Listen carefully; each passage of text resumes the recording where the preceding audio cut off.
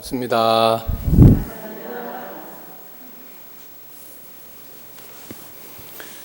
일산열애사는 신도시가 개발되어서 모인 분들이 많다 보니 젊은 분들이 많으시네요. 예. 연세 드신 분도 많이 계셔야 되고 젊은 분도 많이 계셔야 되고 그 10년 주기로 이렇게 청청이 사실은 많이 계셔야 좋은 도량이 또 됩니다. 처음 오는 사람은 조금 빨리 온 사람을 의지해서 또 부처님께 나아가고, 또 오래된 분들은 모든 분들에게 아무 말을 안 하지만 행동으로 또 보이시고, 그래서 일명 시야청청이다. 이것이 굉장히 어떻게 보면 좀 갑갑한 면도 느껴지지만 그 안에 깊은 뜻을 우리가 이해만 한다면 굉장히 좋은 거죠.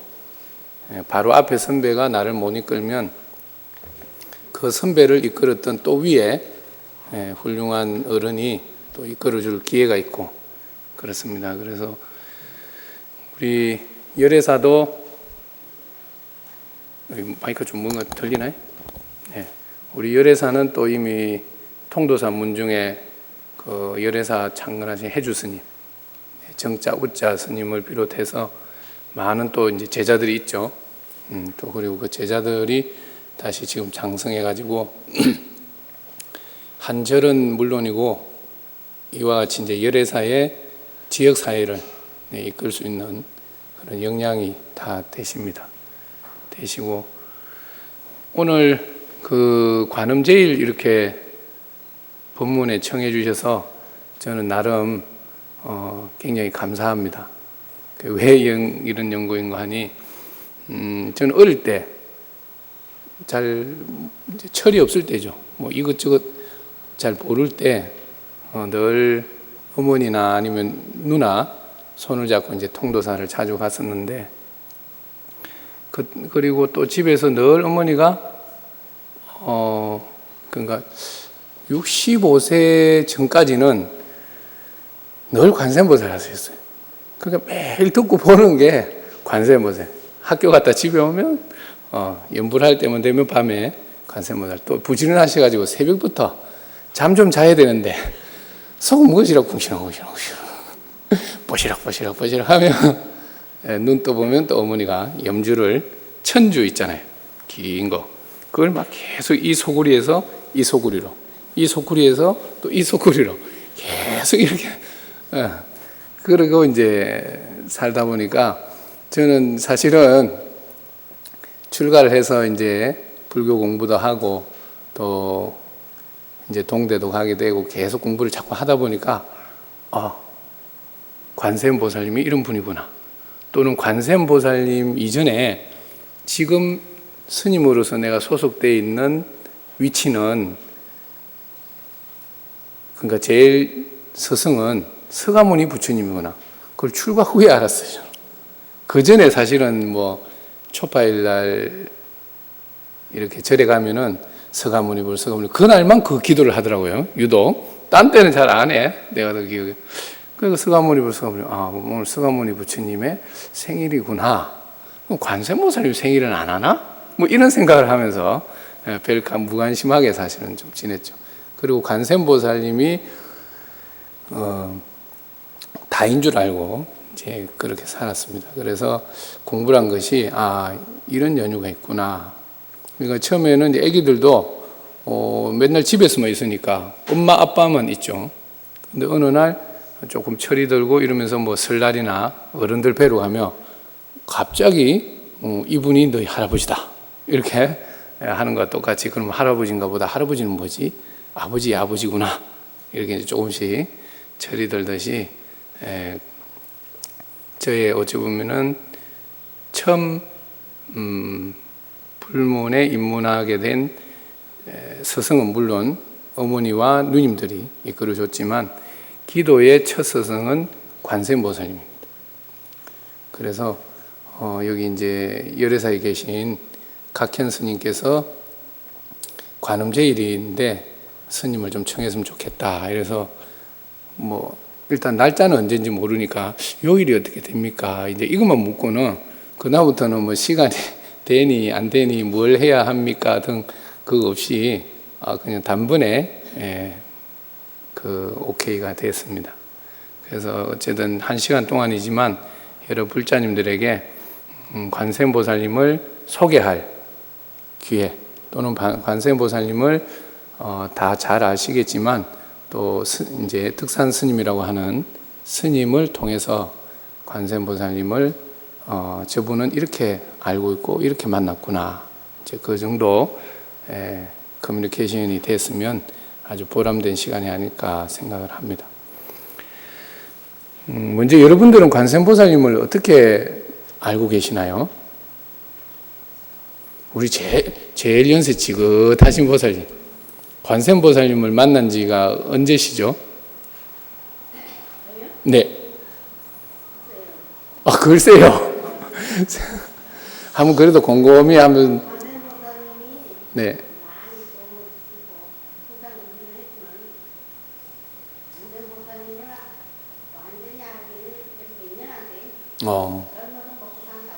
네. 그게 이제 관세음보살님을 알게 되니까 어떠세요?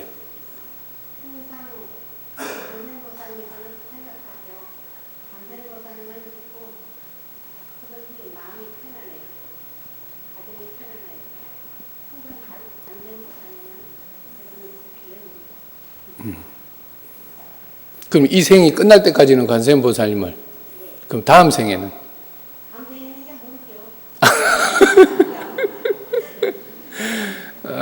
그래요? 그러면 이제 제가 이 1시간 안에 다음 생에는 보살님께서 어떻게 하셔야 하는지 얘기하겠습니다. 우리 제일 젊은 보살님 어디 계시나요? 20대 계십니까? 20대. 설마 29세까지 20대죠? 만으로 쳐도 좋아요. 호적은 31세인데 만으로 29세니까 혹시 20대 불자님 계십니까? 자, 용기 있게. 안 계시네. 그럼 30대. 자, 어이구, 용기가 가상하다. 일어나세요. 뭐, 31cm, 39cm는 묻지 않겠습니다. 일단 30대. 자, 31세 이제 대신, 우리 보살님. 관세음보살님을, 언제 만나셨나요? 기억이 안 나요. 그토록 오래되셨다. 그럼 관세음보살님을 잘 알게 된지는? 그것도 모른다. 그럼 관세음보살님에 대해서 전혀 모르시는 분인데 30대이기 때문에 네, 그러면 요즘에는 뭐 보험을 들어도 100세 시대 이런 거 하더라고. 얼마 전까지만 해도 80대까지 뭐 보장을 한다 이러더니 이제는 100세 보장형 뭐 그렇게 선전을 하던데 우리 보살님은 이제 30대시니까 무려 적게는 60년 그죠? 많게는 30살 같으면 70년 네, 관세음보살님을 이제 알 수 있도록 제가 열심히 노력하겠습니다. 자, 혹시 다른 분 혹시 관세음보살님에 대해서 나는 이런 이야기 하고 싶어요. 오늘 제가 이제 1시간 맡은 시간이기 때문에 제가 1시간 내 다 해도 됩니다. 단 1분 1초도. 그러나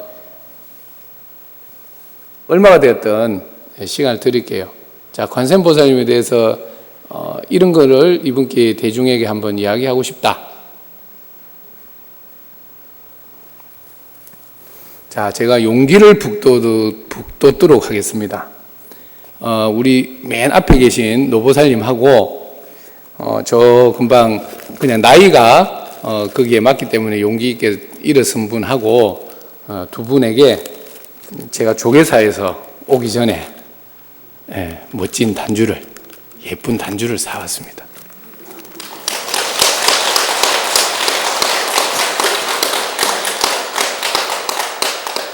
자, 우리 노보살님 잠시 나오시겠습니까?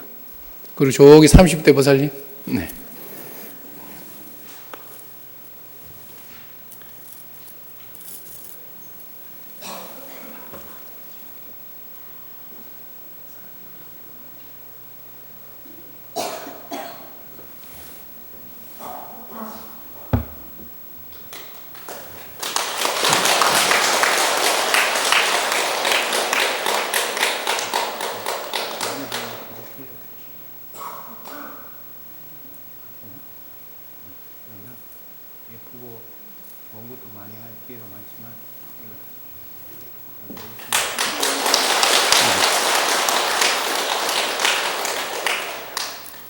자, 미리 말씀드리겠습니다. 이것이 10개입니다.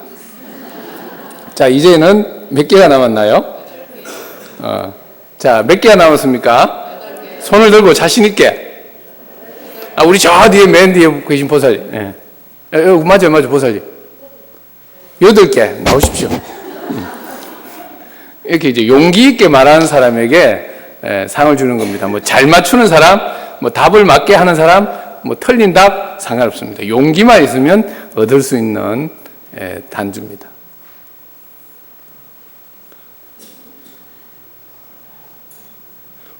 앞에 오시는 보살님은 언제 손 드셨어요? 못 봤는데.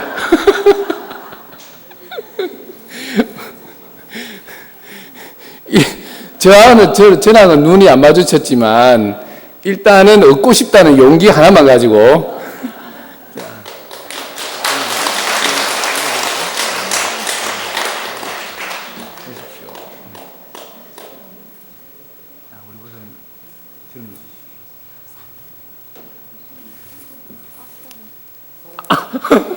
악수.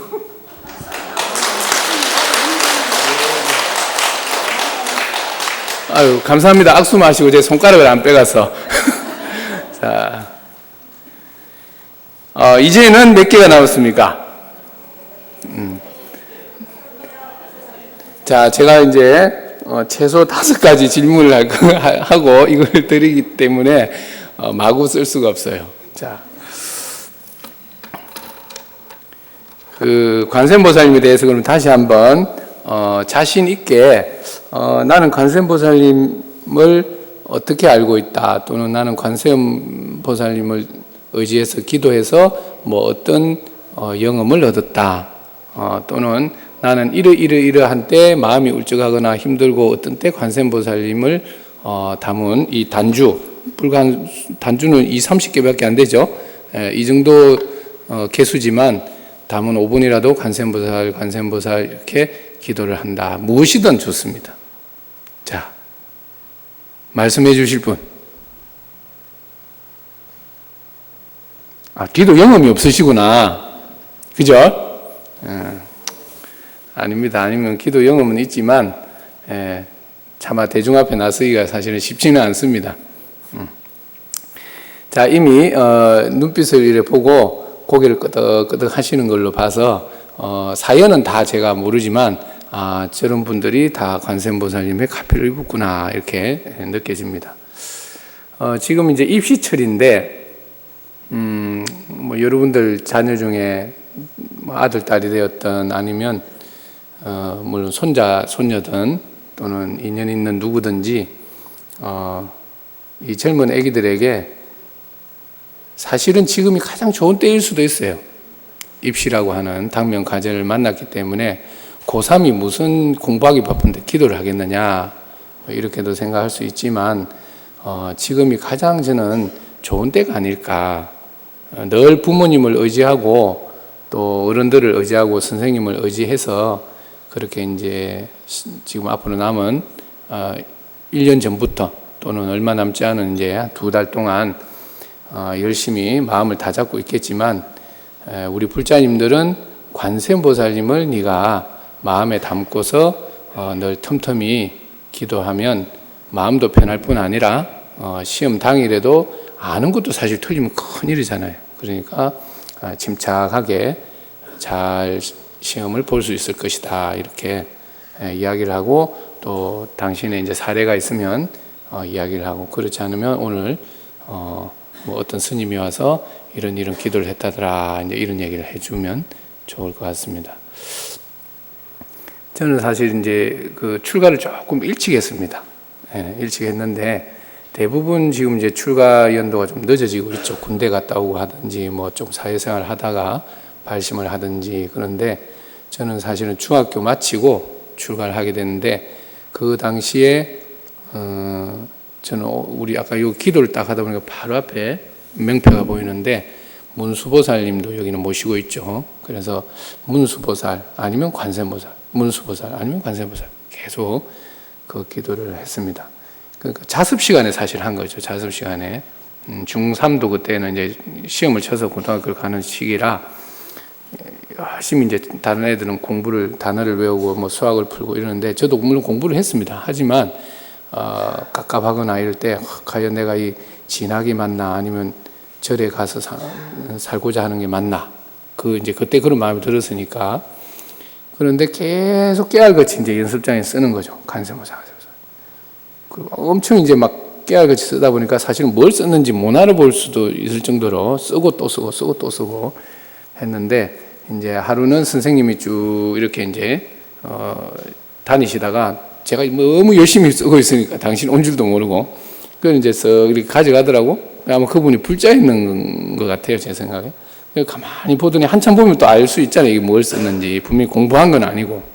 근데 엄청 깨알같이 막 쓰고 또 쓰고 막 엎어 쓰고 이러더니 그걸 돌려주면서 씩 웃으면서 어깨를 툭툭 치더라고.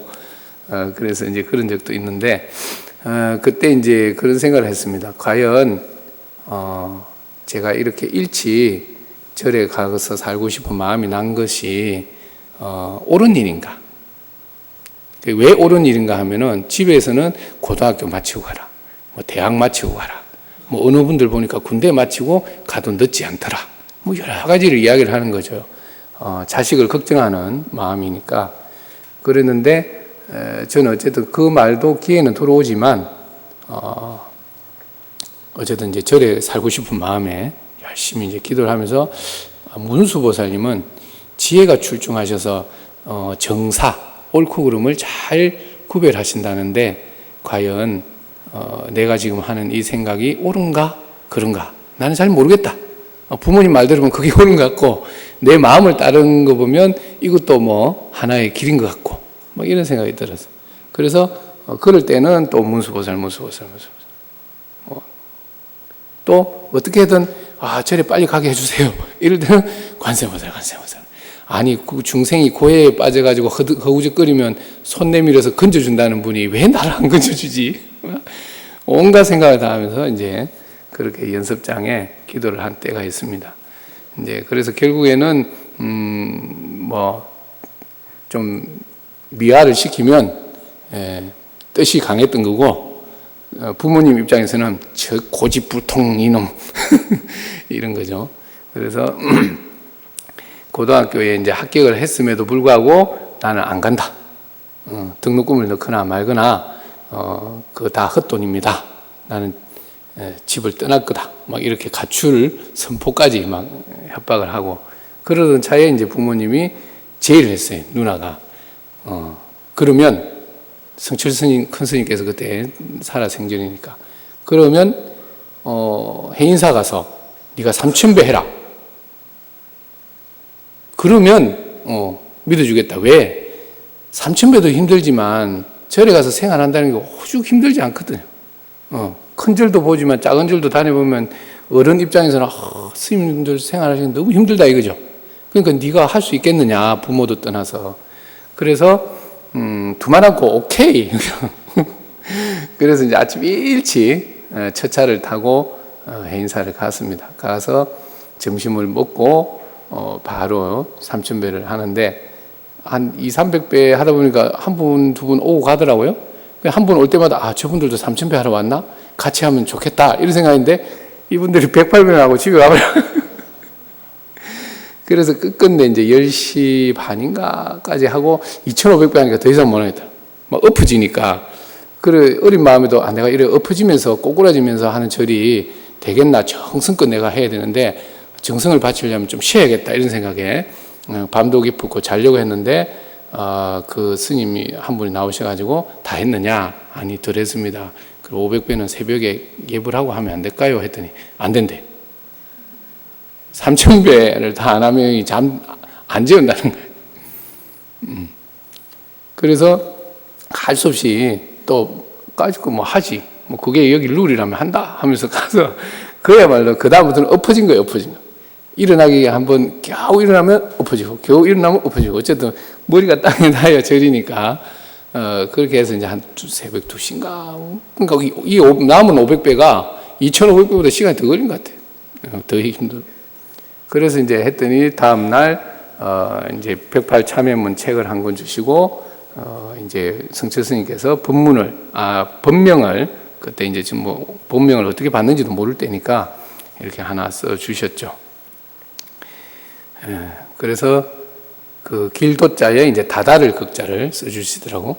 그래서 그 무슨 뜻인지도 모르고 길의 끝까지 가라 소리인지 무슨 소리인지 뭐 잘 영문도 모르고 그렇게 이제 받아와서 제가 딱 내보였죠. 정서로. 누나도 그걸 알거든요. 불명 지어주고 108참여물을 받아온다는 거. 탁 봐라 내가 했다고 했더니 이제 더 이상 뭐 공략할 게 없는 거예요. 저 정도 결이면 하겠다 이제 이런 생각이 들었는지 어쨌든 허락을 이제 받게 됐습니다. 그래서 그때도 해인사까지 가는 동안에도 아까 우리 보살님이 뭐 끊임없이 관세음보살 염념보리심, 염념관세음이죠. 그래서 생각에 어떤 잡음도 들지 않게 끊임없이 하는 그런 이제 기도가 염념관세음인데, 그래서 관세음보살 올 때도 마찬가지로 관세음보살. 그리고 출가하는 그날도 또 아침 첫 차를 타고 저 멀리 순천 송강사로 갔어요. 처음에 그 가는데 한 4시간 정도 걸리죠. 그때는 그 속에서도 관세음보살. 행자생활을 하다가 힘들어서 집에 가고 싶을 때도 관세음보살. 어떻게든 지금도 마찬가지입니다만은 이제 딴 뭐 일을 하다가도 멈추고 있으면 제가 관세음보살 하고 있습니다. 네. 그러니까 관세음보살님을 가까이 한다는 것은 일명 관음경에 많은 스토리가 있죠. 온갖 소원을 한마디로 하면 다 들어주겠다.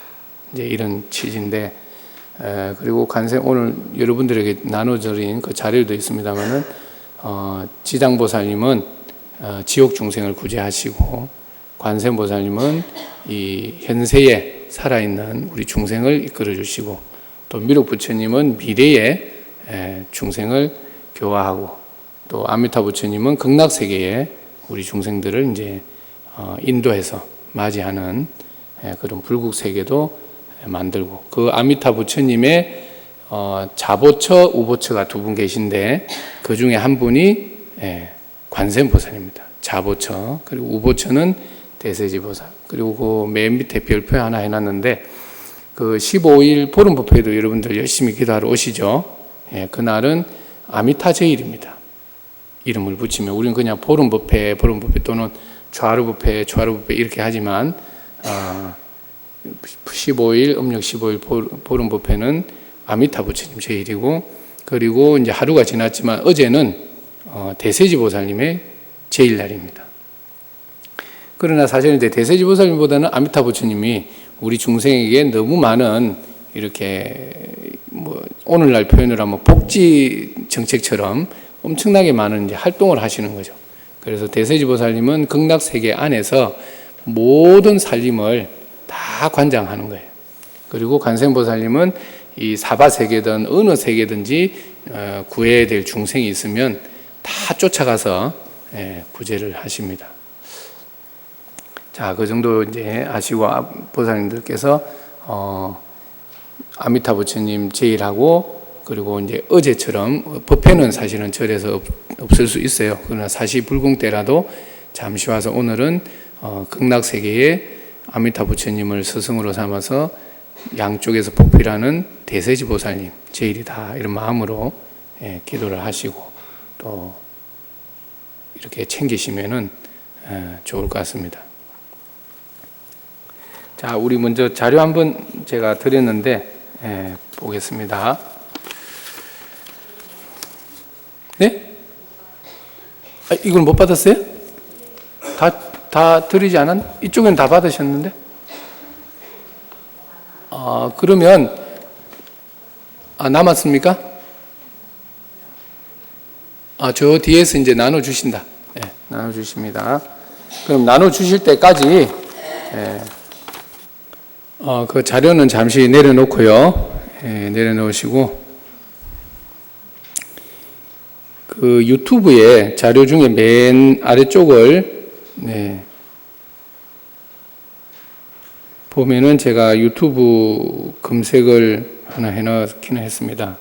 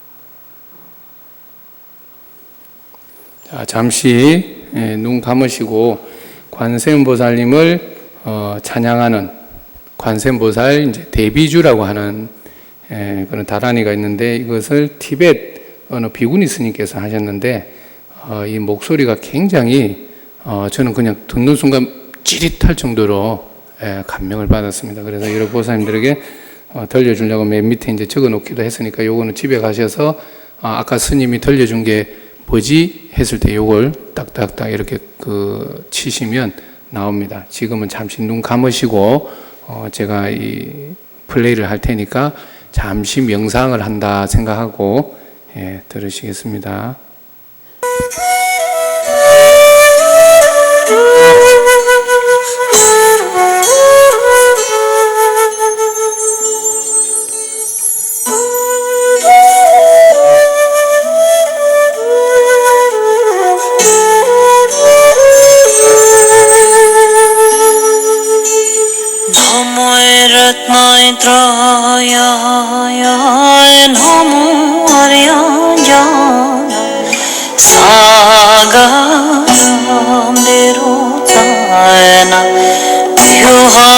Jaya Tathāgataya Arahate Samyak Sambuddhaya Namo Sarva Tathāgatebhyo Arahatebhyo Samyak Sambuddhebhyo Namo Arya Avalokite Shvaraya Bodhisattvaya Mahāsattvaaya Mahakarunikaya Adhyayantaham Dharanara Dhire Dhire Nuru Nuru Ite Vate Tsale Tsale Tsale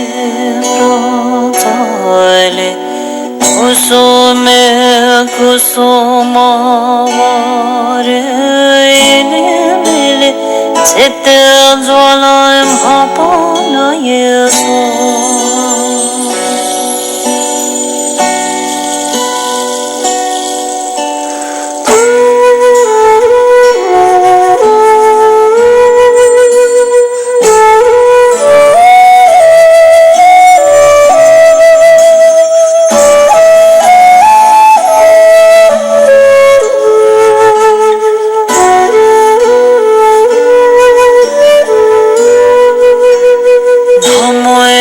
Maitraya Namo Aryajana Sagaram Virudayana Vyuharajaya Tathāgataya Arahate Samyak Sambuddhaya Namo Sarva Tathāgatebhyo Arahatebhyo Samyak Sambuddhebhyo Namo Arya Avalokite Shvaraya Bodhisattvaya Mahāsattvaaya Mahakarunikaya Adhyayantaham Dharanara Dhire Dhire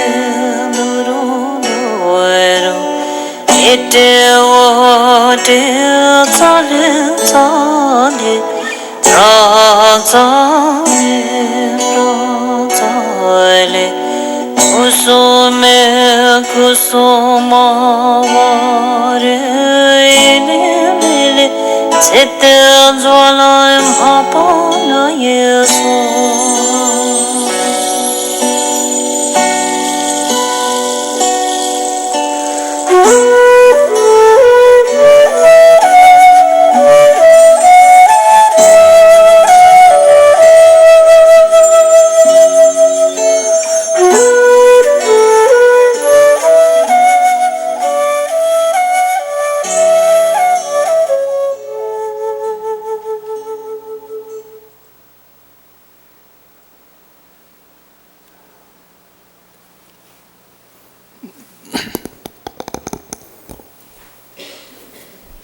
네, 집에서 그 한 번씩 기도하기 전에 또는 기도 후에 또는 마음이 기도를 해야 되는데 사실은 기도하기 싫을 때도 있어요.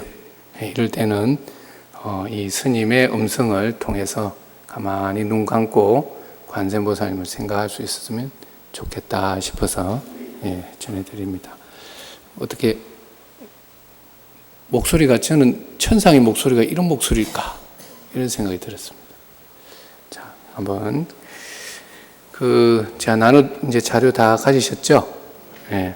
맨 위에 우선 그 관세음보살님에 대한 글을 하나 적었는데 이거는 제가 그 낙산사 홍련암에 다 가보셨을 겁니다. 거기에서 멀리 동해 바다를 가만히 이제 보면서 관세음보살님에 대해 이제 늘 궁금했던 이제 내용인 거죠. 관세음보살님의 그림을 보면 항상 바다에 계시거든요.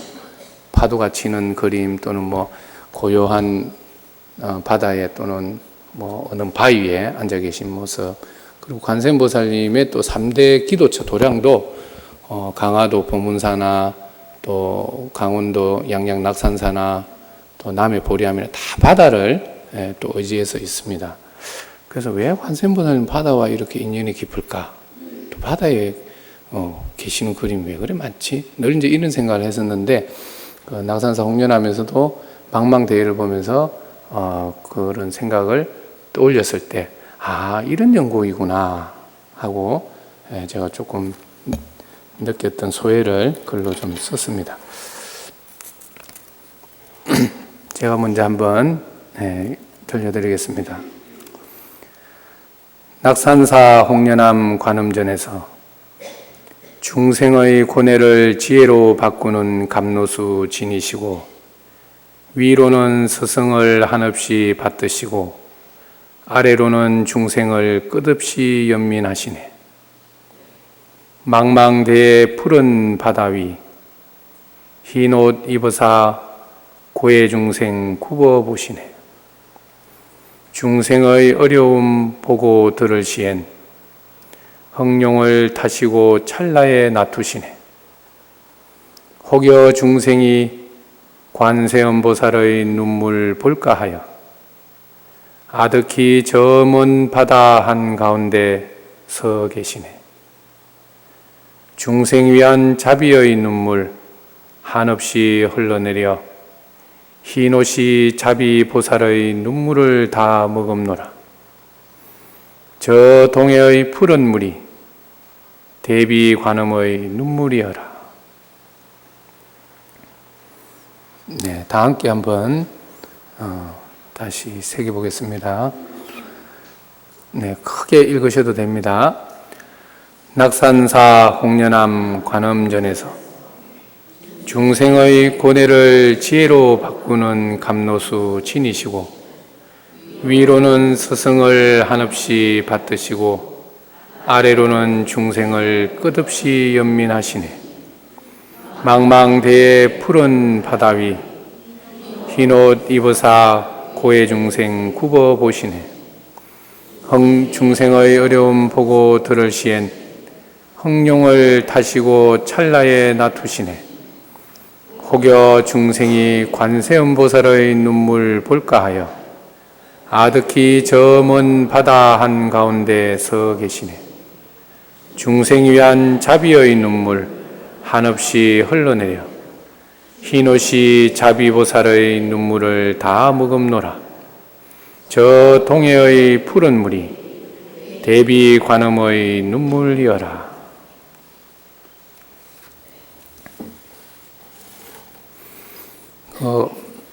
관세음보살님이 용을 타시고 바다에 계시는 그림 보신 적 있죠? 네. 이제 그래서 관세음보살님은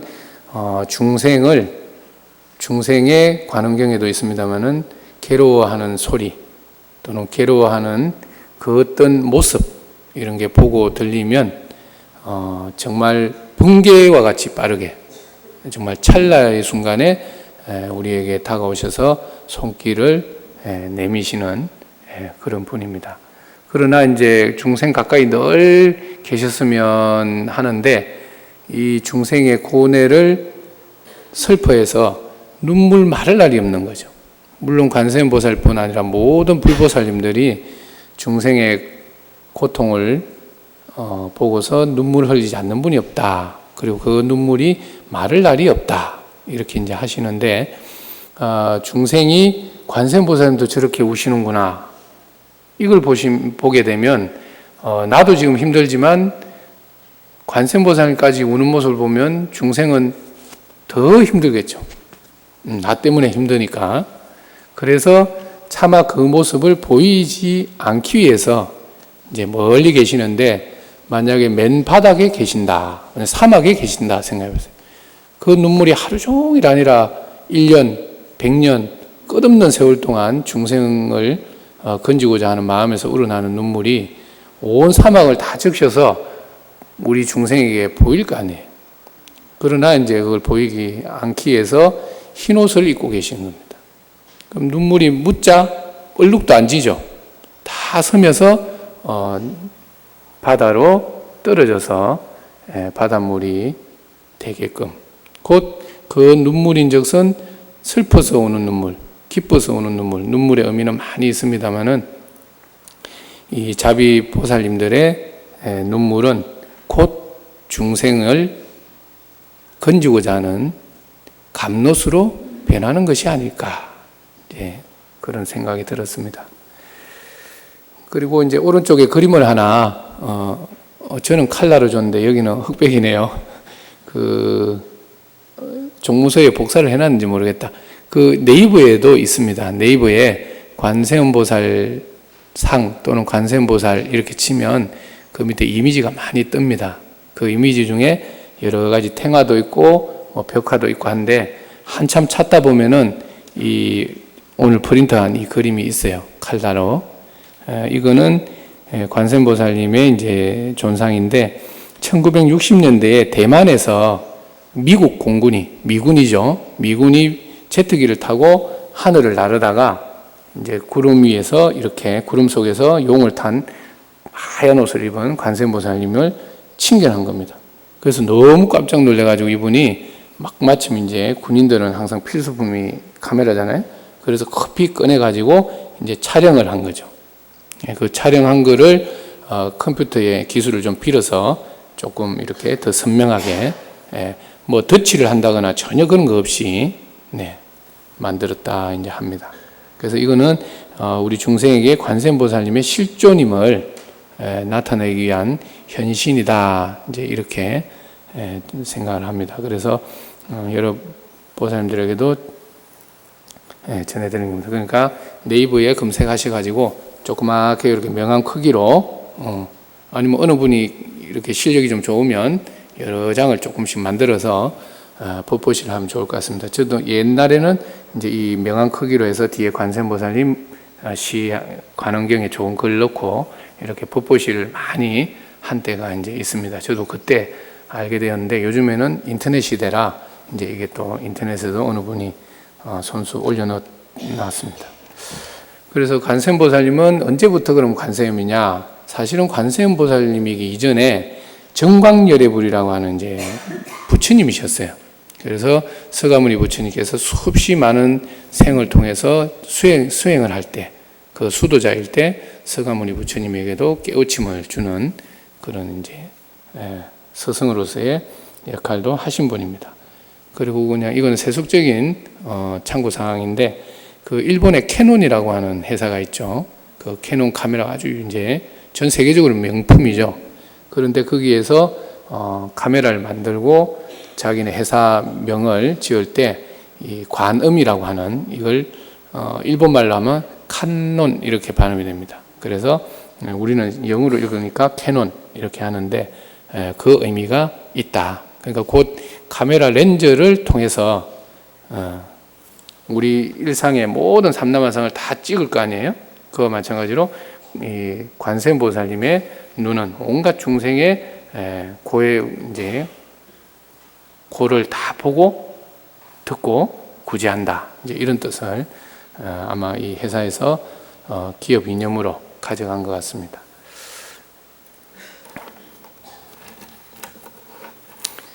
자,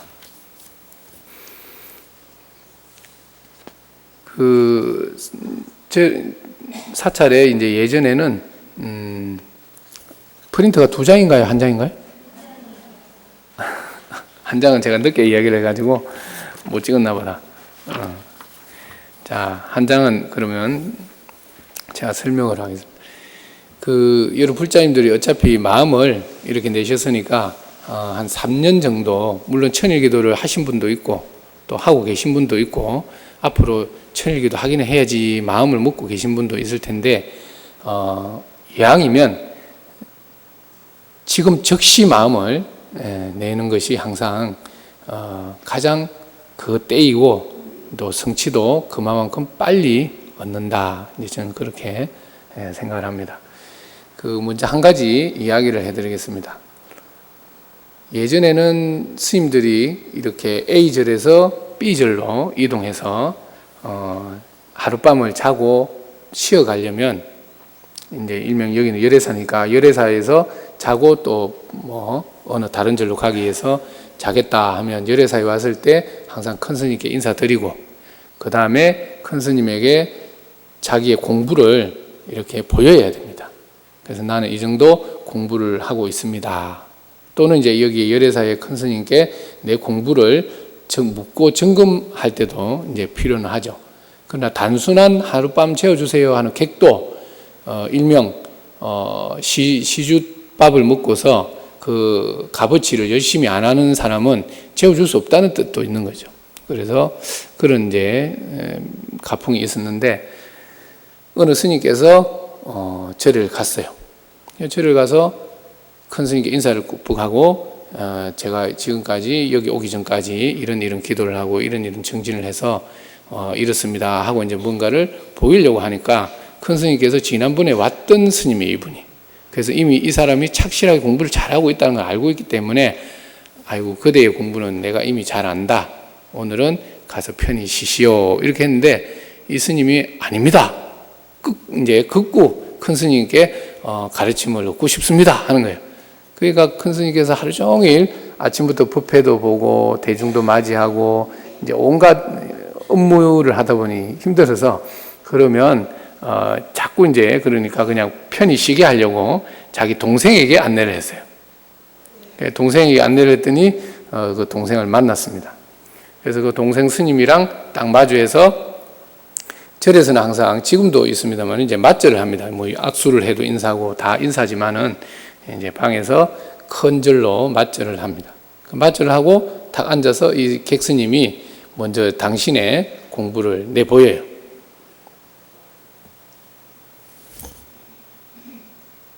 그러니까 이 맞이하는 동생 스님이 그 큰 절의 동생 스님이 이렇게 했어요. 그리고 객스님이 이렇게 했어요. 그러니까 동생 스님이 이렇게 한 거예요.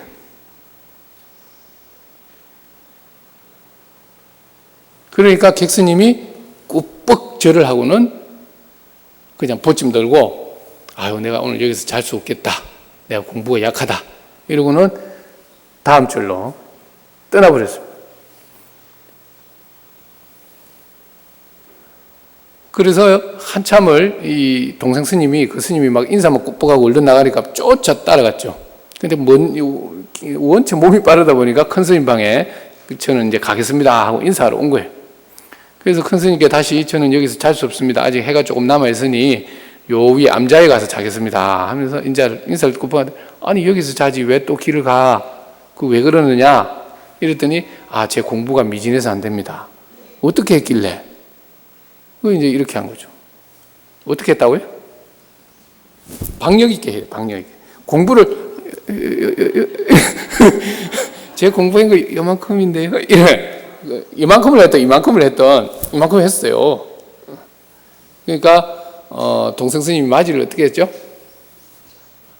그럼 객스님이 동생이 꼭 하다 보니까 가위바위보 같다, 그죠?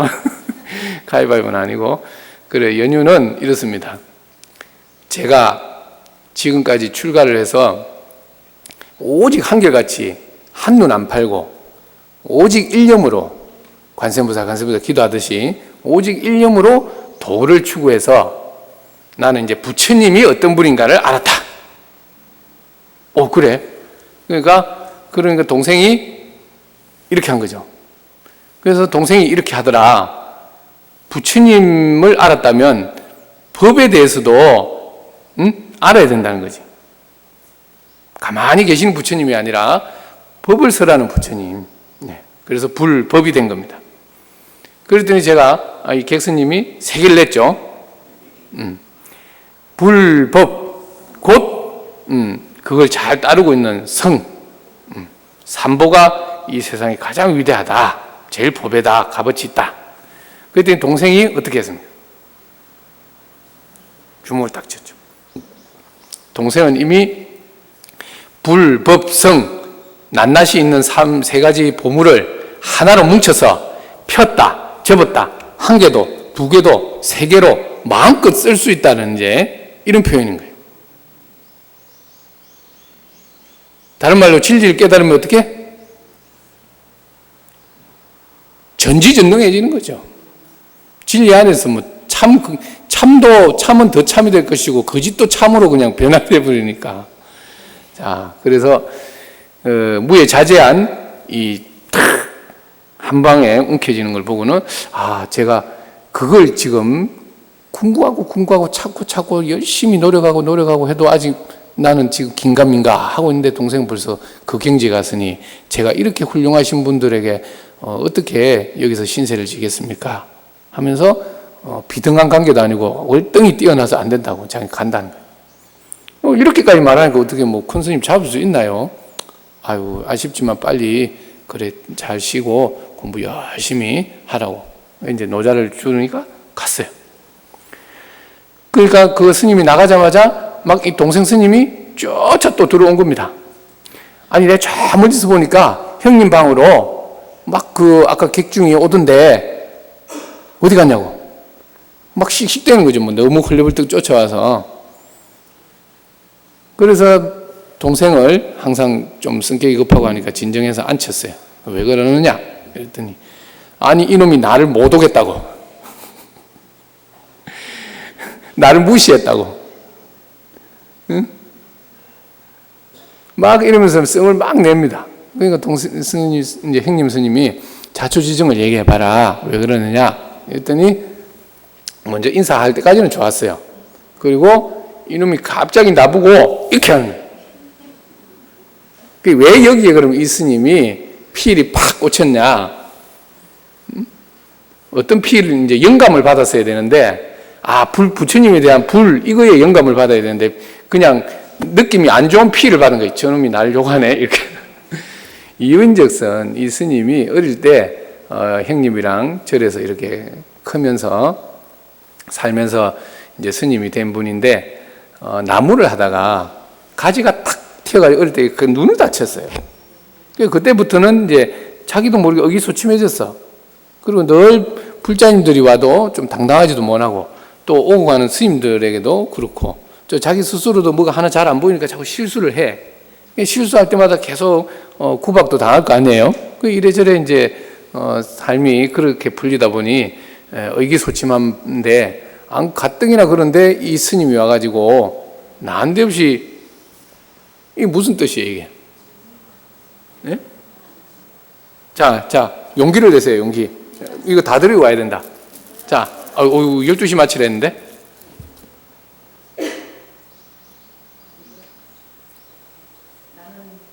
나는 내가 붙여라. 이리 오세요, 일단. 답은 틀렸는데. 자, 답은 틀렸는데.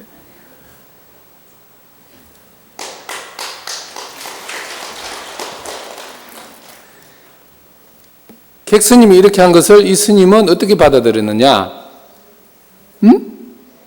절을 하고 보니까, 뭐야 이게 앞에 계신 스님이 애꾸잖아요, 애꾸. 너 눈깔 안 하네? 이렇게. 그러니까 이 스님이 바로 그냥 대놓고 수만 번 실수도 없이 그래, 너는 멀쩡해서 좋겠다. 그러니까 객스님이 3개 했잖아요. 그래, 애꾸 하나, 멀쩡한 눈 둘, 이 방 안에는 눈이 세 개다. 그러니까 이 스님이 절의 체면, 형님의 체면, 상대가 손님이라는 체면, 온갖 체면을 다 고려해서 꾹 참은 거죠. 숨을 크게 쉬면서 마음 같아서는 이놈을 한번 때려줘야 되는데 참은 겁니다. 그 참았으면 이 객스님이 그냥 가만히 있었어야 되는데 여기다 대고 저를 꾹꾹 했잖아요. 아이고 훌륭하십니다 하면서.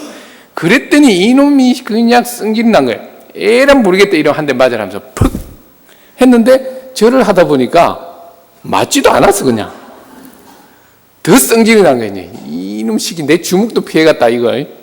이래서 이 스님이 나가자 혼을 내주려고 쫓아왔던 겁니다. 그래서 이제 이 형님에게 이 얘기를 하니 형님이 어떻겠습니까? 그래서 이제 이거는 하나의 그냥 우스개 이야기인데 부처님 말씀에 일수사견이라는 그런 본문이 있습니다. 뭔가 하니 지금 여기에도 이제 제가 목마르면 마시라고 주셨는데 이 차를 만드는 물이 필요하죠. 예. 이 생수가 우리에게는 마시면 덕이 되는 그런 생명수입니다. 네. 관세음보살님이 우리에게 주는 것은 그야말로 번뇌에서 벗어날 수 있는 해탈 감로수죠. 그런데 천상 사람들은 이걸 보석으로 봅니다. 바짝바짝하니 이 화려한 보석으로 느끼고, 사람은 삶을 살기 위한 없어서는 안 되는 그런 귀중한 물이고, 그러나 물고기에게는 뭔가요? 이거 또 하나 드려야 되네요. 자, 물고기에게는 뭡니까? 손을 번쩍 들어보세요. 물고기에게는 어느 분이에요? 집 한 분. 나중에 드릴게요. 또 그러니까 맞습니다. 물고기에는 집이자 생활 터전이죠. 그러면 이 지옥 중생들에게는 과연 물이 어떻게 보일까요? 불! 맞습니다. 활활 타는 불. 뜨거운 불. 네.